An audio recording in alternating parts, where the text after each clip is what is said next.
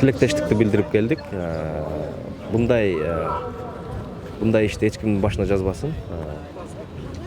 Бирок эл биле турган бир нерсе бар да, саясаттуулардачы. Саясат бул кесип эмес. Саясат бул тагдыр да. Саясатты тандаган адам ал тагдыр тандай албайт, ал укуктан ажырайт. Саясатка келгенден кийин эмнени көрөт экенин алдын ала эле белгилүү. Биздин саясатта мындай жаңылык аз эле болот. Бизде саясатта бир эле жолу эле кайра эле кайталана берет. Ушинтип эле башталып 2005-жылы революция болгон, ушинтип эле башталып 2010-жылы революция болгон.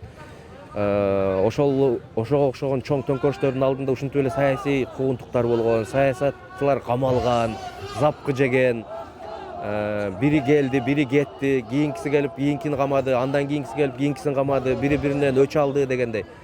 Ошондуктан элге бул мындай Садыр Жапаровдун түрмөдө жатканы мындай бир кейиштүү окуядай болгону менен, бирок ал кишинин өзү үчүн бул илгертен эле белгилүү жол болчу да. Бул жолду ал өзү тандап, бул кайыл болуп туруп башын сайган да.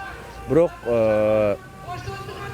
кыргыз саясатында мындай удалаш оор жоготууларга келип, анан өзү дагы түрмөдө отуруп калып, мындай сыноону көргөн саясатчылар бизде саналуу эле.